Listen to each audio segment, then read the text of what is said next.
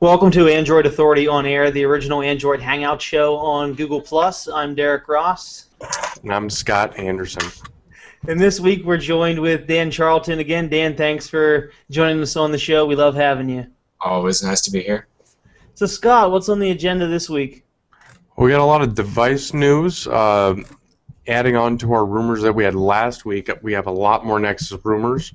Also, Apple released the iPad mini. We're going to do a little comparison of the devices that are out now, what kind of budget devices you can look into, and what are the benefits of each device, and how does it really stack up? Is this an innovative release or not? Then we're going to be going into some rootin' and ramen and some patent wars. Good news for people who don't like the springback. And some OEM news and profit, some earnings calls information. All right, so let's start with app updates. Dead Trigger released a Halloween edition. Basically, you get a graveyard area, pumpkin-headed zombies, and a crossbow. And then SwiftKey Flow. Basically, it's like Swipe, but with more predictive text. There's a video on YouTube that kind of demonstrates it. It's pretty interesting. What do you guys think of it? Have you guys seen that video? Yeah, I'm not a fan of Swipe. Its novelty wears off on me, after the first day.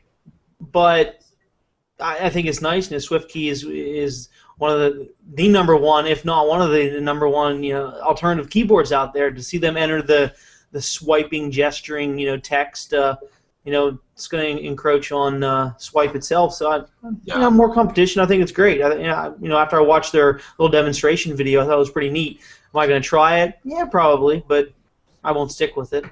Yeah, Swipe and SwiftKey also have very different sort of approaches to the market, right? Like, individuals can't just get Swipe by and large. They're trying to sell to OEMs to bundle it into HTCs and bundle it into other manufacturers' devices.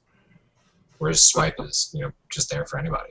Yeah, now that we're on the topic of keyboards and rumored Nexus keyboard with Swipe-like features, what do you guys think about that? Would you guys be excited about that? I wouldn't be surprised to see Google integrate some kind of gesture-based into their keyboard. That was rumored on which we'll talk about later in the show, but it was rumored that was going to be coming out. At least the text that was on a Carphone Warehouse said gesture typing. So, enough people like it, enough people use it, sure. Yeah. I think it's a viable option. It's just not something that's for everybody. Now, so Derek, since you're a huge fan of Turntable, and I just don't have the time for it, what happened with that app update? Well, Turntable, earlier in the week, late last week, came out with an update for their app that allowed you to view Halloween avatars. So, on Turntable, depending on how many points you have or how many points you don't have, you can select your various mice and/or gorilla suits, and now, based on your point allotment, you can select Halloween avatars. So that's all. The app update added the ability to see the new avatars. Not a major update, just a festive update for the season that we're in. Do they still have the monkey suit? Yes, you can still be the gorilla. You can still be the gorilla. I however, changed mine earlier. I am not the gorilla anymore. I don't even know what I am. He has like a red gas mask on. Scotty Brown and I picked the same one earlier when we were DJing earlier today. So he has good taste. And then continuing on with the app updates, FX Camera had a big app update, and it also had a price drop. Dan, do you know more about that? I know they added a bunch of actual features. The articles that I saw talking about it made sure to comment that, they added some filters too, but they liked to point out that filters are filters, not features, as much as Instagram might like you to think otherwise. But they added a lot of different sort of controls to it and higher level controls. I'm not really a big photography guy, but a lot of different sorts of not zooms, but balancing and light control and gamma control and some kind of weird spiral-based focus thing that I don't understand. But it seemed really interesting, especially if you're into photography at all. All right, DeRay, you want to talk about? So Jelly Bean updates. We don't really have a lot this week. It's pretty much the Galaxy S3. So the international version is rolling out still. You know, chances are you have it if you're across the pond somewhere, and if you're here in the good old US of A, Sprint started pushing out the Jelly Bean update for their variant of the Galaxy S3. And I have, unfortunately, not a whole lot of other Galaxy S or Jelly Bean update news. Hopefully, it starts catching on faster. More and more devices, start getting it here in the very near future. But speaking of devices, the Galaxy Note 2 launch event was this past week, and right now you can snag it. Or I'm sorry, you can snag it for T-Mobile and for Sprint. Right now, it's for sale. However, AT&T and Verizon are a little bit different, and U.S. Cellular is a little bit different, as well as up north in Canada. So on Verizon, you can pre-order it starting today. It'll ship on November 27th. And unlike other variants out there, you'll have a custom Verizon-branded home button. Just in case you didn't know what carrier you were on, Verizon's going to tell you by the home button. As I said, AT&T, you can pre-order it today as well. You'll get it a little bit sooner. November 7th, it's dropping on AT&T. U.S. Cellular, October 26th for pre-order. And in Canada, most carriers are going to allow you to pre-order it on October 30th, it's arriving October 30th, from like TELUS, Bell, Rogers, and so forth. Now, if you've been watching the show in the past, you've probably heard us talk about a rumored HTC device, a 5-inch device. You know, we've called it the HTC DIX. It was rumored to be called the Droid Incredible X. And then last week, I said, well, maybe that I isn't an L. Or I'm sorry, maybe the I is an L. Maybe it's the DLX and not the Dix. So the DLX was called the Deluxe, and everyone thought, oh, that's its final name. But now we have some leaked information from Verizon showing an HTC Droid DNA. So we don't know what that is. Chances are that will be the Verizon name of the Deluxe. At least that's what rumors and speculation are pointing at now. So if you're waiting for the 5-inch phone from HTC on Verizon, chances are it'll be called DNA. At least that's, like I said, that's what we think now. I wonder how they're going to play off the DNA. I wonder if it's going to be some type of, remember the original Atrix, the finger thumbprint unlock? Maybe they might play off into that. I don't really understand where they're going with DNA. I mean, so at first I think, oh, D, obviously Droid, right? HTC D. So what's the NA stand for? I think there's Droid DNA, then you still need D there. Yeah. I think it might just be DNA as a whole. Yeah. So who knows? I guess we'll find out in the very near future. So the specs have also changed on those rumors, and it's up to 2 gigabytes now, whereas originally they'd been talking about the Incredible X being only 1.5 gigs, whereas they've stepped it up to 2 to match the Butterfly J. And pretty much the Butterfly J specs. That's the phone that was released in Japan. For those of you that don't know, basically that's the phone we're talking about. We just don't know what it's going to be called whenever it comes to the United States here. Yeah. Did you guys see those videos on YouTube about it? Yeah. I have not. Have you, Scott? Yeah, it looks like a really, really nice device. Well, I mean, a 1080p to screen. I mean, that's over 400 pixels per inch. That just blows the retina, all the things, out of the water. I just wish it was an Nexus. You know what? And I said it all along. If the HTC Nexus 5 rumor panned out, that was going to be my phone. Like that. This is what I wanted to buy. But now that it's not, I mean, sure, I could probably root it. I don't know that it's not. I just think that it's not happening next week. It's not yet. Yeah, we're right. We don't know. But I don't know. I still want that phone. I just wanted this Nexus phone. So speaking of Nexus rumors, Speaking of Nexus rumors, since there's a major event happening in just a few days here on the 29th, we better start ramping up these rumors. Every single day having something new, and we have a lot of Nexus information. I just fear that we're all going to be burned out before the 29th on Monday. Oh no! Don't you remember it's not that last far year, away. previous years? That gives us something to talk about every single day, Scott. Very true. Not like the election. Yeah. All right, so Nexus 7 32 gig. Well, that's pretty much a done deal, considering the fact that you can order it from Office Depot right now. They may have jumped. Confirmed. Yeah, they may have jumped the gun, but it's listed for $250, which is the same price as the 16 gig variant. So, yeah. So if you happen to buy one from Office Depot, make sure that you're not getting the same one is in stock. Is the 16 gig? Make sure you're getting the 32 gig version of that. Staples retail system also showed leaked screenshots of the 32 gig Nexus 7 for $250. And to continue to add to that rumor speculation that really is pretty much anything but confirmed from the source right now, the Play Store 8 gigabyte variant just says coming soon. So is that going to be dropped completely? Is that going to be the $99 tablet? We don't know. Is the 16 gig version going to go to $200 and then $250 for the 32? We don't know yet. I mean, there's all sorts of speculation. What do you guys think on that? I mean, we'll see that. I probably think that the 8 gigabyte will go away. It might come back as 3G only, but I don't think you'll get the 8 gig Wi-Fi anymore. And then they'll make the 16 gig 200.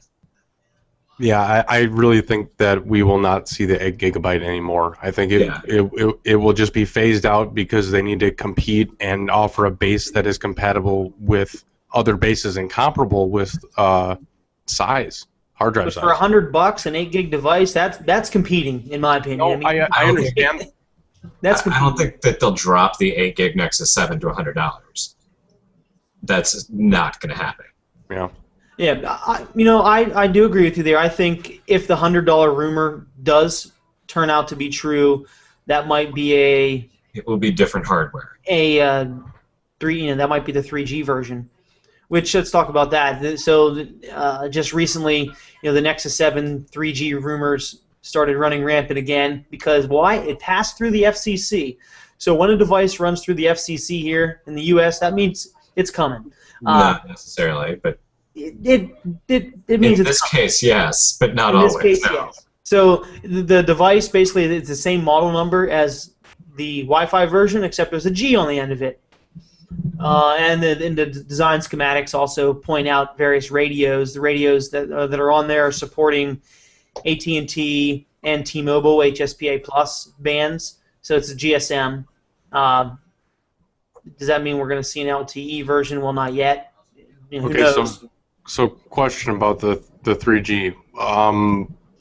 I personally don't think it's a smart move just to release 3G if it gets released. But what would be their thoughts behind just releasing an old technology? I mean, would they ever do it?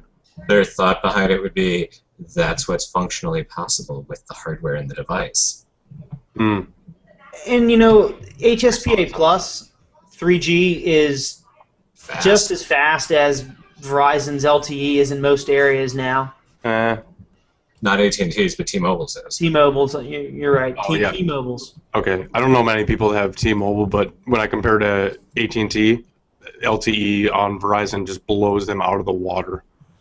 T-Mobile's doing it right though. Theirs is much faster. So, but either way, I mean, I think they maybe went with the lower technology. A 3G maybe for price, maybe I don't know. But what about carrier? The carrier subsidized, or it would have to be bound to a carrier. If they went to they had LTE possibly. No, I don't think so. Because I think that if Google's going to sell it, they're going to do it in the same kind of way that Apple does, where it's we sell the tablet, you the consumer can add on an LTE capable one, and then the plan is all on you. Mm-hmm. And I think it would be interesting, though, if it did have 3G or LTE being carrier subsidized and being free. You know, Or maybe $99. yeah, no, or I think that they could subsidize it a little bit more. But a free device, free tablet for, just adding on some data storage. That's only like, well, for Verizon, it's $10 per device. On I mean, the insurance plans, yeah. Yeah, so that's pretty nice, actually. Now, Paul O'Brien from Monaco, which generally seems to know what he's talking about since he outed this device way back in September, beginning of September, I believe, he said that the 32 gig version is the only version that is going to have 3G. So we're not going to see a 16 gig 3G, maybe not an 8 if they're completely doing away with the 8. But he said that the 3G version is 32 gig. So we'll see what happens with that here, I guess, in a few days. But that's interesting. So it's the more expensive model. So maybe we will see it subsidized some way. Who knows? Maybe, yeah. So let's move on to other devices, other Nexus rumors. So the Nexus 10 continued to leak a few different places this week. We saw the rite of passage, the Picasa leak. And if you don't remember or know what that is, pretty much you have to leak on Picasa to be a Nexus device, in my opinion. Yeah. I mean, every Nexus All of them device. have. Seen the Nexus 4 on Picasa? Yeah, Nexus 4 is on there. The Galaxy Okay. Nexus, Nexus 7, Nexus S. I mean, they all leaked Picasa images. You log into Picasa, you look at the EXIF data, and you go down through, and it says device name, device type, and it says Nexus 10. So it's showing up there. It's And also then- worth noting that it's very easy to fake that data. It is very easy to fake that data. You are 100% But correct. hey, we're all getting excited about the rumors because of the 29th. Exactly. So besides data that can't be faked, images that could be faked, but they look pretty darn real. Showed up on a Korean blog site today. They were the paperback manuals for the Nexus 10, and it gave us a little bit more information about the Nexus 10 that we didn't officially have. We found out about the micro USB port, the micro HDMI port, which is interesting, and an LED. It kind of actually looks like a lot like a Galaxy Nexus, with the rounded corners and then the LED on it, just like obviously 10 inches. Has a rear camera and a front camera, which we knew a little bit from the leaked information before. But one thing that is interesting, at least to me, is it has a proprietary charging port like other Samsung devices do. That's usually not how a Nexus rolls. It usually is micro USB, but maybe it has to have a proprietary charging port for power reasons. Maybe USB just can't push the juice for the larger battery, and maybe it needs a larger battery for that jaw-dropping 2650 by 1600 Apple Retina destroying display. I actually find that hugely disappointing for a couple of reasons. Because if they can't do it over micro USB, that means that they aren't able to use USB 3.0. If they aren't able to use USB 3.0, it means it's not an Exynos 5. Well, I guess we'll find out because it's supposed to have an Exynos 5 in it. So I guess we'll find out in the very near future. All I can say is I may or may not have talked to somebody that played with it recently, and they said it was phenomenal in terms of quality. I also don't get why it And would have the picture on it was better than their 30-inch LCD TV. Well, yeah. So I don't get why it would have both micro USB and a proprietary charging port. What are you going to do with the micro USB port if you already have this proprietary cord? Why do you need both? transfer data To what? to something. Your To computer? another device, The computer? proprietary cord is going to do that. The proprietary cord, maybe it's just for charging. So you have to have two cords. That's even worse.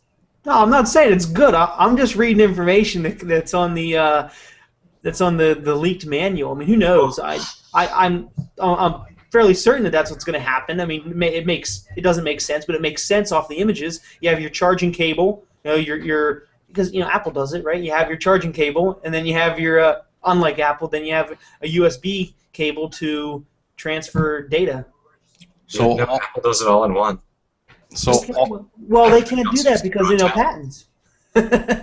okay, so all this hardware talk, what do you guys think that they're going to price it at?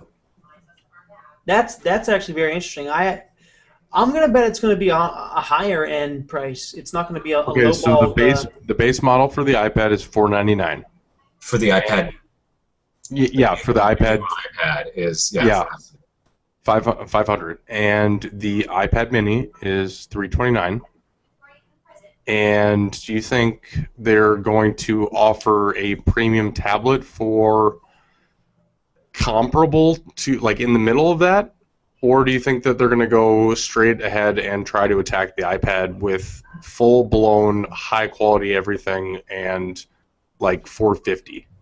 I think that they will undercut the Retina iPad. I think they'll match the iPad too, the $400 price. $400, okay. I think that would be a good price point. $350, if they could do $350 and just be. No, I know. I don't know if it's possible, but the thing is, if they can sell it at cost for $350 and be just above the iPad Mini, and that would really, really, really put like that would put a very big dent in Apple's fourth quarter. I hope it happens. I hope it does. Oh, I do too. But the thing is, when people look at those two devices, I have a 10-inch screen, and I have a smaller one at 7.9. And it has an extremely high resolution. It's ridiculous, and I think it'd be a very easy decision.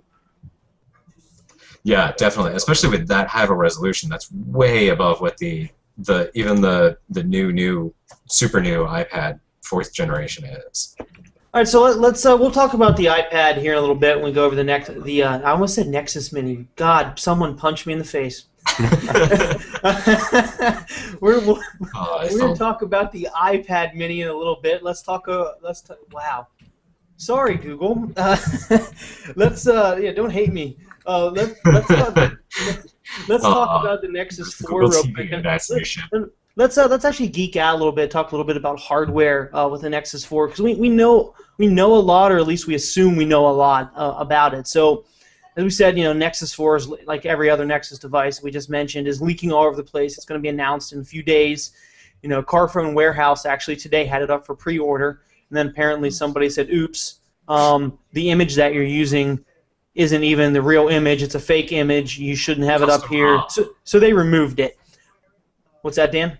The fake image was of a custom ROM. Yeah, it wasn't even just like a fake Nexus image. It was a custom ROM. Like the fake image that had what 3 battery percentages on it, or either that or the battery was 92 degrees and the temperature outside was 92 degrees. Something was weird. A lot of it was not like obviously fake. Oh yeah, I saw that thing and I was like, yep, that's not real. Why would they put third-party apps and the official? Yeah. Yeah, but anyway, so it was taken down. Before it was taken down, we got to read it thoroughly and see a lot of interesting things on it. So it said that it was coming with Jelly Bean Android 4.2. It didn't say 4.2 was called Key Lime Pie. It also said 4.1.2 somewhere in there. Yeah, I mean, well, and then a little bit later, actually, in the header or in the big bold, it said Android 4.2, and then when you dug down into the overview, like the technical specs, the fine print, it said Android 4.1.2. So obviously they still don't know what exactly it's coming with. There's a little bit of discrepancy there. But one thing I can tell you about the device, I mean, we might not know what version of Android specifically it comes with, and that's fine. A number's a number. I really don't care. But it is pretty awesome. It's better build quality than the Galaxy Nexus, meaning that it feels a lot more solid. It doesn't creak or there's no play to it. It's just a lot better built device, and it looks exactly like the Galaxy Nexus up front, except for there's no curved glass. Like, and you turn it over, obviously the back's different, but it's extremely solid, and man, it flies because of the hardware. I mean, the hardware is amazing, and you're going to want this device, and sadly we haven't seen it pop through the FCC yet for an LTE version, so I'm a little conflicted with that. But let's get into some hardware here. So Dan, you're my hardware guru. So I see the Galaxy Nexus. Its GPU was 384 megahertz. It was a PowerVR chip versus the Adreno 320, which runs at 400 megahertz. How big of a difference is that in terms of like graphics for those of us that want to game? You know, is that massive? Massive. Now, Dan, I know that the 384 that can be overclocked. And what are the? Oh, and I know that you can overclock it to like 500 something. I don't really push it that high, but yeah. Oh, well, I know some kernels like Franco kernel can do that. But what is the overclocking ability of the Adreno? Is there more? I have absolutely no way of knowing that yet. Okay. I would have to have these are all obviously specs that are based off of the Optimus G, and then specs that have been leaked from various websites that have leaked the device and had a little bit of hardware specifications, like a bunch of hardware specs. When you say various websites, my sources are the manufacturer and the code that they're putting into the chip. Well, good. That's why you're a hardware guy, Dan. All right, so let's move on a little bit. 400 megahertz, that's because that's what the code says it is. All right, so let's move on a little bit, talk about the CPU. Like I said, we're going to geek out a little bit, talk about hardware. So the Galaxy Nexus, right? It's a 1.2 gigahertz dual-core processor, Cortex A9. The LG Nexus 4, 1.5 gigahertz quad-core crate. So there's obviously two more cores, but besides being a dual-core A9 CPU, it's quite a different chip. Obviously, it's a beast. But what's the big difference there, Dan? Well, even if you were to ignore the two extra cores, then you'd be talking about the S4, right? The 1S, the 1X, the S3, the Samsung Galaxy S3, all of those devices versus the Galaxy Nexus. That's already a huge difference in performance because the crate cores are that much better than the Cortex A9 cores in the Nexus. I mean, it's not that TI built a bad chip, it's just old at this point. And putting 4 crate cores into it it's just not even a fair competition. It will crush the Galaxy Nexus. I mean, it's going to be substantially, this processor is substantially better than anything else that is currently available. I don't know how it stacks up against the Exynos 5 because there isn't a realistic comparable. I mean, there's the Chromebook, but I mean, it's not running the same operating system. So that's exactly. I saw some benchmarks on that, trying to compare it, and I was like, that's impressive, but they're two completely different operating systems. Yeah, it's very out of context. Yeah, you can't get an accurate price on, or not price, a comparison on that. Yeah. So continuing with our geek out here, so RAM, double the RAM. Galaxy Nexus 1 gig, LG Nexus 4 2 gig. I mean, well, it's also a higher clocked speed RAM, and it's a faster throughput RAM. So even if it were just 1 gigabyte of RAM, it would still be better RAM. And there's double higher clock speed memory, and those of us that play games know that we want lower latency memory, faster memory. Oh, I miss my gaming days. Or just have a lot of processes in the background. Or the more you can have running in the background, exactly. It really helps out with Project Beta. I'm sure people are still going to complain about how, oh my God, I'm still using 60% of my RAM. But that's how Android works. It's supposed to do. It's supposed to do that. You're gonna have 2 gigs of RAM, and you're gonna complain that you're using 1.5. Oh my God, it's such a memory hog. No, it's just caching things that you recently stuff that you would have to reload in like hard processor time without all that extra space. Stop comparing it to your desktop OS. Yeah. Sums it up. All right, so it works similar to Linux, but not similar to Windows. So let's talk about the screen real quick. Try not to bore anybody here. So the Galaxy Nexus, it uses a Super AMOLED screen with a 16.9 aspect ratio and 316 pixels per inch. A little bit better on the LG Nexus 4. It's actually a very, very slightly screen bump. It's coming from a 4.65 to a 4.7. Very, very, very slight bump in screen. But the big thing about the screen is it's an IPS LCD screen. So it's 318. Not pentile. It's 318 pixels per inch, so that's basically the same. But slightly different aspect ratio though, 16 by 10. Yeah. So the difference between Super AMOLED and IPS LCD, it's light years ahead in quality, brightness and saturation. The colors on it should be so much better. It's just a a lot better technology in it for the screen. And battery, since it doesn't have a removable, replaceable battery, the LG Nexus 4, people are saying, oh no, we want to be able to buy a bigger battery for it like we could for the Galaxy Nexus. Well, remember the Galaxy Nexus, the stock battery was 1700 milliamp hours. The LTE had an 1850 and it was replaceable, so you could get the big guy, get the 2150 if you wanted to, which a lot of people did. The LG Nexus 4, it comes with a 2100 milliamp hour battery. That's also LG's new battery technology that's supposed to be something like 60% more efficient. Yeah, exactly. LG said that they can get 60% more out of the same capacity than their competitors. That's a pretty crazy price. And how about the screen with power consumption? How does the Pentile compare to the IPS that's going to be in there? I mean, IPS is a very low power, but nothing beats AMOLED in terms of power consumption. I mean, that's why Samsung likes it. It is very low power.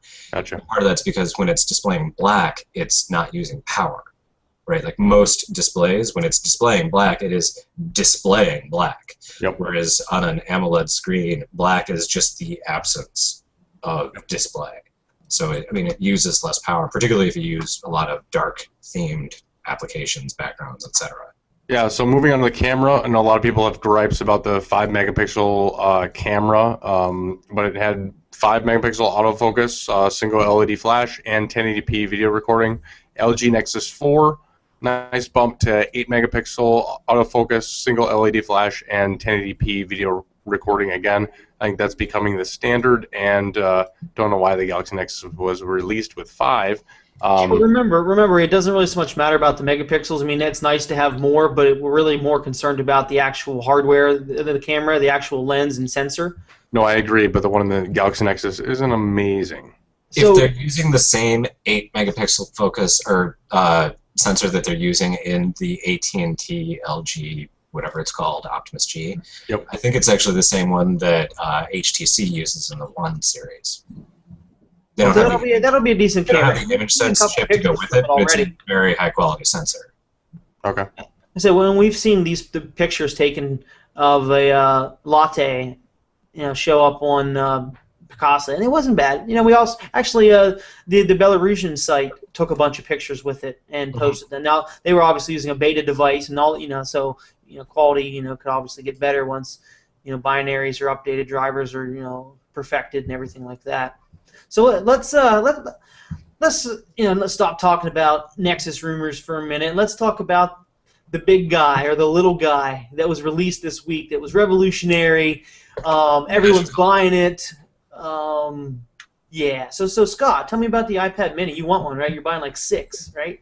All right. So the iPad Mini, Wi-Fi only version. We're going to compare 3 different versions. We're going to compare the iPad Mini, Nexus 7, Kindle Fire HD. All are Wi-Fi only. We're going to go by base price, base models, and we're going to see who kind of wins here and where you should put your money and where we are going to put our money. So the iPad Mini is 7.9 inches. It's 1024 by 768. That's a 163 DPI.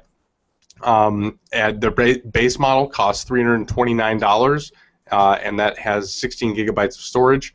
It's a claim to get 10 hours of battery life. It does not have NFC because apparently they don't think NFC is catching on at all. Wi-Fi model does not. Don't use it. Yeah. Wi-Fi model does not have GPS, which is that's amazing. Which is completely. I mean, that's very well. The thing is, I don't think they need GPS because their maps don't require it. I guess that makes sense. I mean, if you can't figure out where you are on GPS, then why have it? Yeah, but so let's say you're at a coffee shop, right? Because iPad users are they're drinking coffee, right? So you're in there, you're getting the coffee made, and you're like, I want to check in on Foursquare. What do you do? No. Oh, you can do Wi-Fi. Yeah, but you Wi-Fi can't. will position you within roughly 1,000 meters. No, I mean, well, with Google and Android and how it remembers all that stuff, like location history, it's gotten pretty dang good. Like, I can literally get on the bus and it'll show my location as I go down the street just with Wi-Fi on. It's actually kind of scary, but it's getting more accurate and it's pretty cool. So, and that saves me battery life because I don't have to turn on the GPS. but they just Yeah, don't your have it. Wi-Fi bouncing on and off and pulling all of those uses a crap load more battery than your GPS. And do My you know bad. why they know where all those Wi-Fi hotspots are, Scott? Yeah, I know. Because they drove around and cataloged them all. uh, Yeah. Okay, so basically, Derek, you want to explain the Me Too device? yeah, so it. I don't like iOS devices, but I can appreciate good technology because I'm a tech geek at heart. So I can appreciate if something's good. And generally, the iPad and the iPhone have usually set the bar pretty high for other people to compete against, for people to try to beat.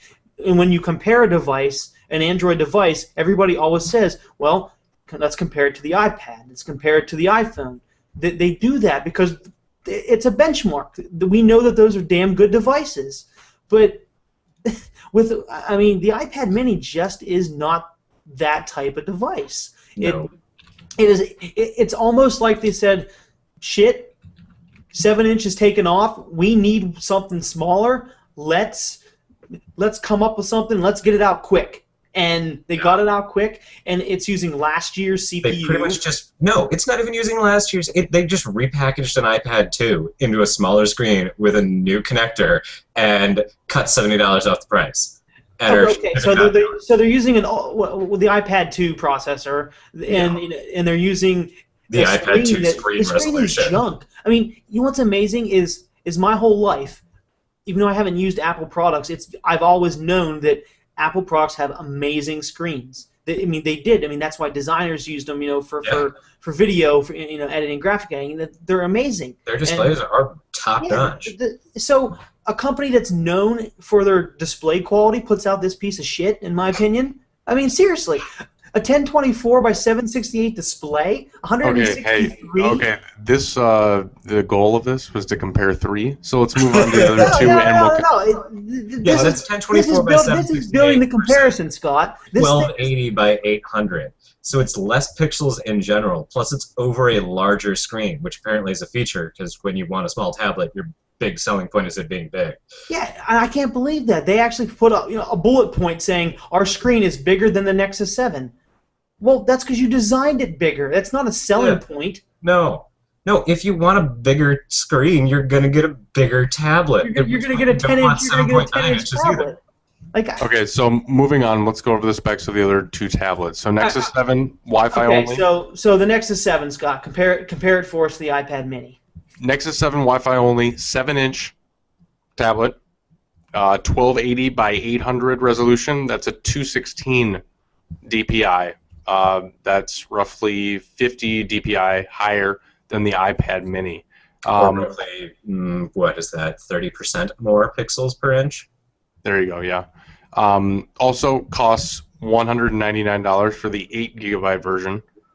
Or $130 less than the iPad. $130 for something that has better hardware. And we have yet to see... It's $130 extra for lesser hardware.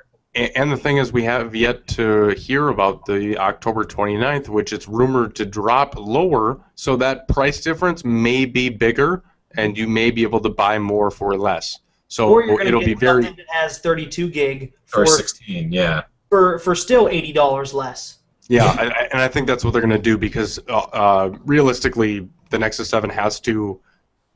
If everybody's releasing a base model of 16 gigabytes, they kind of have to get on the bandwagon with 16 gigabytes. But their 8 gigabyte entry was the initial, let's get in, let's really undercut everybody. Yeah, and as far as people being upset about the, I bought it early, they also aren't doing all of the freebies anymore. Like, if you buy a new Nexus 7 today, it doesn't come with $25 of Play credit, and it doesn't come with $10 of Google Wallet, and it doesn't come with a free movie and free songs and all of the other crap that they threw in before. So yeah, it doesn't come with the free Play Store content. No. I wasn't aware of that. I knew that. No, I don't think it comes with any of the free I know the Google Wallet and the $25 credit was gone, but I'm surprised that it doesn't come with the content. Yeah, I think it was just an initial, let's give them a lot of stuff so then we can sell a lot of them and then we can figure out what we want to do with the price so then we don't have to give away the thing to make up for the price differentiator. We just have to lower the actual device cost. So moving on, 10-hour battery life, about the same. Kindle Fire HD, Wi-Fi only again. Now this is more of a content consumption-based tablet, so it's pretty much a different type of tablet compared to the iPad Mini and the Nexus 7, but it's 7 inches as well. The resolution is the same as the Nexus 7 at 1280 by 800, 216 DPI. Again, better or higher resolution than the iPad Mini. Also, it does come in at $199 for the 16 gigabyte version, which is an interesting price point and is way less than the iPad Mini. And you do get double the storage compared to a Nexus 7. And it also does have 11 hours of battery life, which is good when you're going to be using a tablet for content consumption, strictly that. Because there's not much more you can... I mean, it's pretty much bred to be a content consumption. So not on the list is the Nook HD, which actually has an even higher resolution 7-inch screen. Everybody always forgets about the Nook for some reason. I don't know why.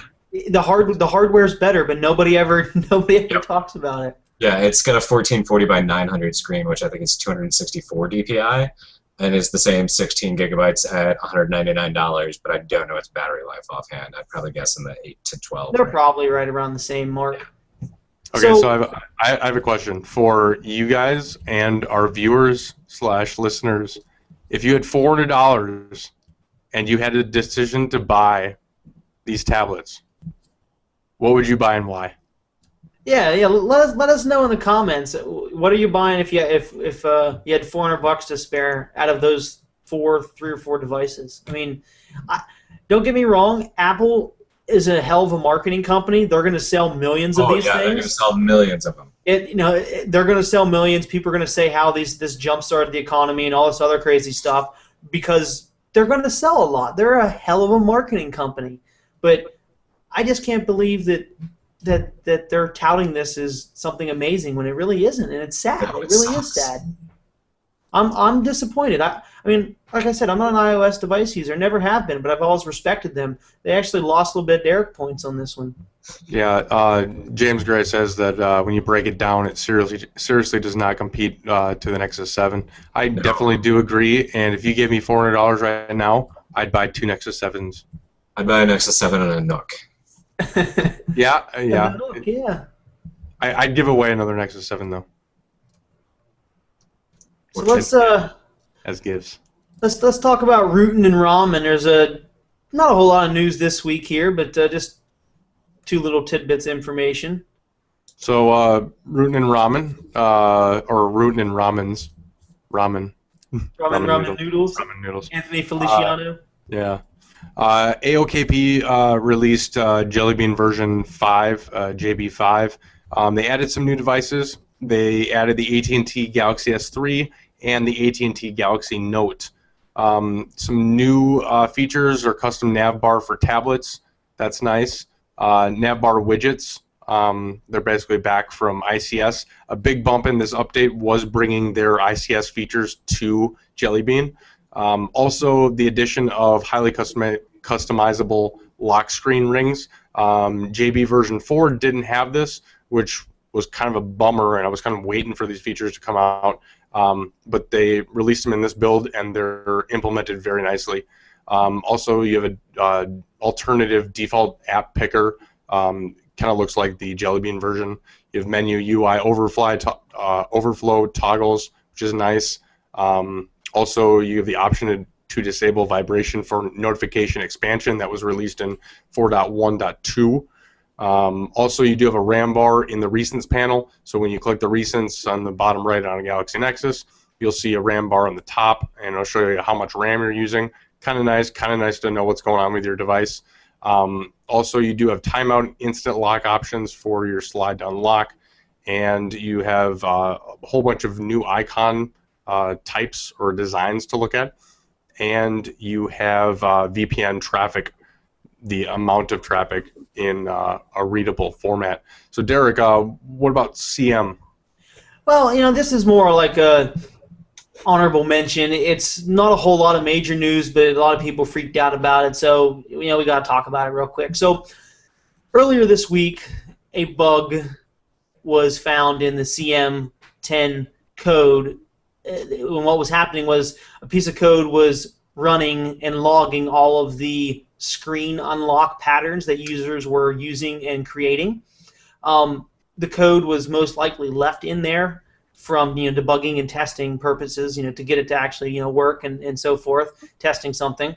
How big of a deal is it? Well, somebody would actually have to gain access to your phone to be able to do anything with it. So not a big deal, but rest assured, if you were scared, which you shouldn't have been, CM, once they found out about it, they had it patched within a few hours. So the nightlies, I think, starting on the 24th, had it patched, I believe. I might be off on a day on that, but either way, if you're running a recent nightly, you should be fine. And so why was it in there? Well, like I said, it was in there probably for debugging and testing purposes. Remember, CM10 is still in development. They're just nightlies. They're not stable builds yet. So these things will happen. I mean, it's a development stage ROM. So, of course, you're going to have development code in there. Not a big deal. Their CM team's doing a great job, and keep up the good work, guys. Nothing to see here, move along. Yeah. That's my opinion on it, at least. Dan, you think differently? No. I mean, it's a log on your device. Yeah. Somebody's going to have to get past your screen unlock in order to get to the log that tells them how to get past the screen unlock. Exactly. I mean, it's nice to have some added security. It's like saying, oh, God, no, my keys are sitting out for anybody to take them inside of my locked house. Exactly. So this is my favorite part of the segment. This is where Dan talks about patent wars. They get down and dirty with the patents. Had a lot of ups and downs this week, especially for Samsung and Apple. So first, the Patent and Trade Office, the U.S. Patent and Trade Office, has rejected Apple's bounce back patent, the rubber banding patent, for when you scroll too far in the list bounce back or in browsers bounce back. And they actually rejected it on multiple grounds. This is still a preliminary decision, so it's subject to further review and then appeal and then appeal and then appeal. But yeah, it's not likely that it's going to come back at this point.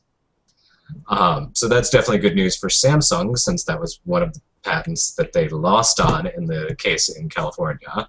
But in bad news for Samsung, the ITC has issued a preliminary ruling siding with Apple and finding that Samsung infringes on 5 Apple patents, 3 for utilities and 2 for designs. And I don't know offhand specifically what all 5 of those are.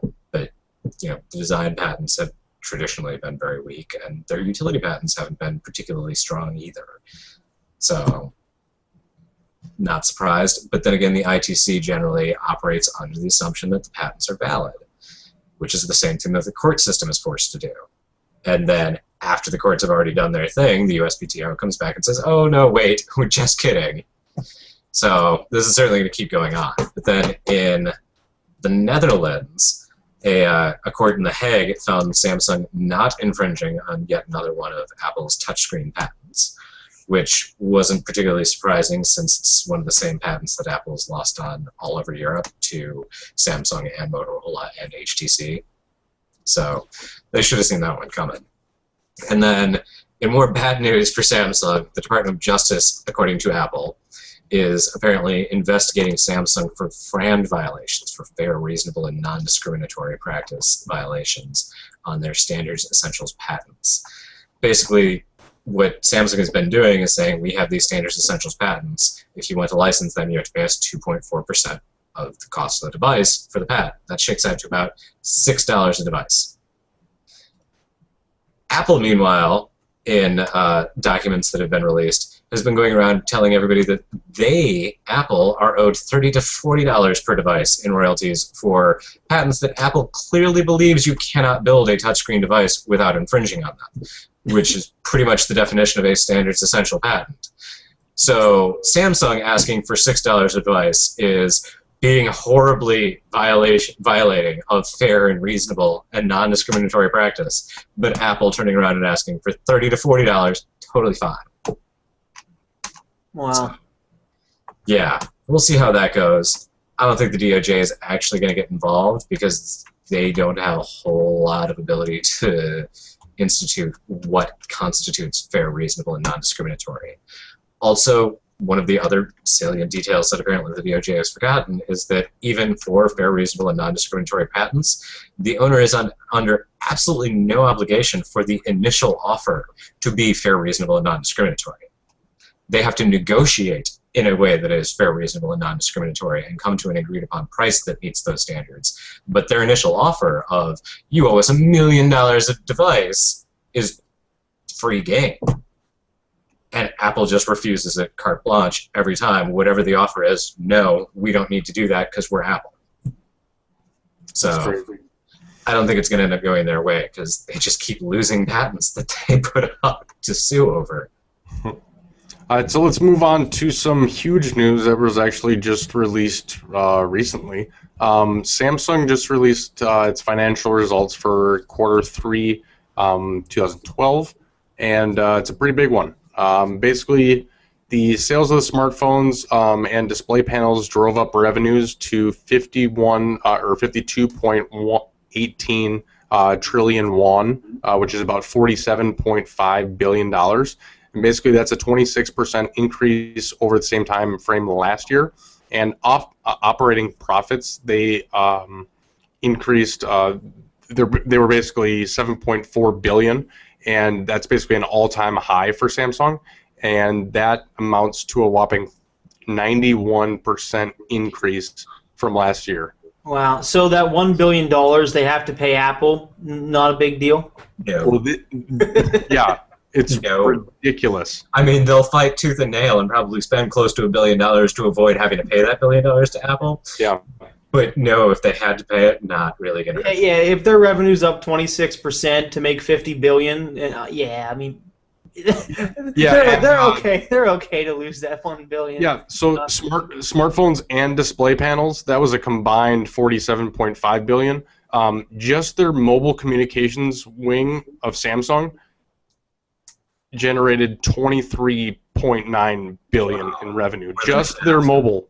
More than half of all of Samsung's revenue. And Samsung builds a lot of not smartphone products. Yep. Like things that aren't mobile. They build tons of electronics. They're the biggest electronics company in the world.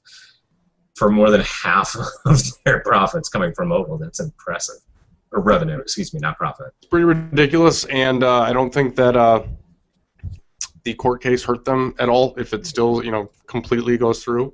No, in fact, all indications are that it's been a great sales pitch for Samsung devices. Yeah, I mean, they're just really, it's crazy.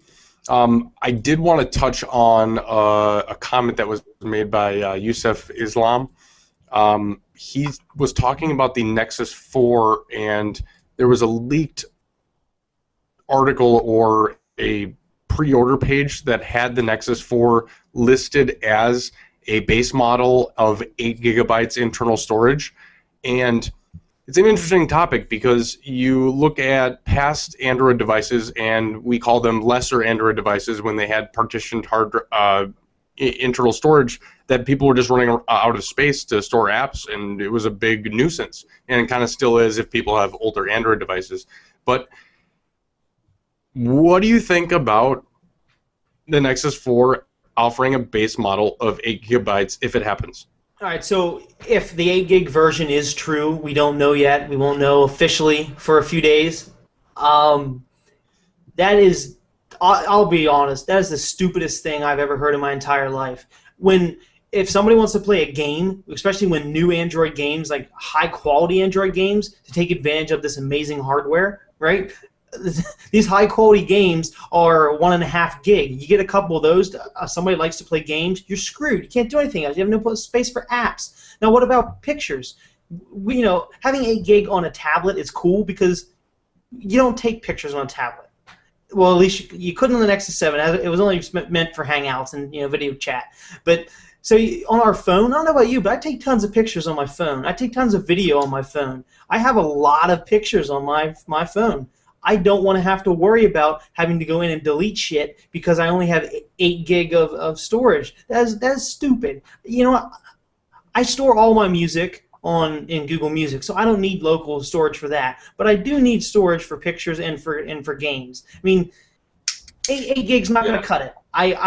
That's cool if an 8 gig version is out there to be sold really cheap for somebody that needs to save $50, but they need to have at least a 16 gig. I'm happy with 16. Give me a 16 gig. Personally, if you were to ask me about that, the 8 gigabytes is a step in the wrong direction, 100% wrong direction. It allows people that may not know a whole bunch about phones still be pissed off about the fact that they can't load that many apps. Not necessarily because it's cheaper, but the fact that people just don't know why it's better to get 16 gigabytes as opposed to 8. Right now, my Google Plus cache is at 1.2 gigs. So if I had an 8 gigabyte device right now, I would have serious problems, and I'd have to delete that cache, and I'd have to keep reloading it and everything like that. So 8 gigabytes, step in the wrong direction, if it's true. But we don't know right now. I'm hoping it's not. And, Yeah. who knows, maybe I'll never have a chance to be pissed off at this device, because I haven't seen a Verizon radio go through the FCC yet, and I'm not switching carriers because I can't. There's nothing else in this area that I can use. Please give me a Verizon version. I'm begging you. I will buy it the minute it drops. Yeah, I mean, I get that people want the extra storage space. It's not something that I particularly need, especially not on a phone.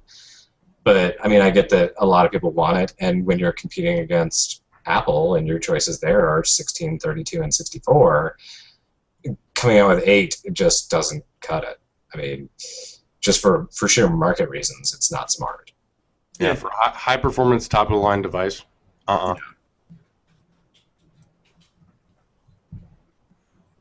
right, well, if there's no more questions, we're going to call it a night. All right. Well, just to let you guys know, if you guys are watching us on YouTube, if you want to get in the conversation with us next time, we are on live Thursday nights at 9:30 Eastern time. Eastern time. How do you not know the difference between Central and Eastern? I only know where I live, and I've lived in Minnesota Central Time. You are not. Oh, so, man. 8:30 Central Time, 9:30 Eastern Time. And if you want to join in the conversation, check out our Google Plus page, Android Authority on Google Plus, and you can post comments, questions, also things you want us to talk about, and interact with us there. We try to check YouTube comments, but we don't want to go around in so many different places. Also, if you guys don't want to watch us because we're not really that good looking, and I'll speak for myself, and you don't want to use all the bandwidth with the video, we're available on SoundCloud, so you can stream us, download us, and watch and listen at your own leisure. We're also on Podbean. We're also on iTunes.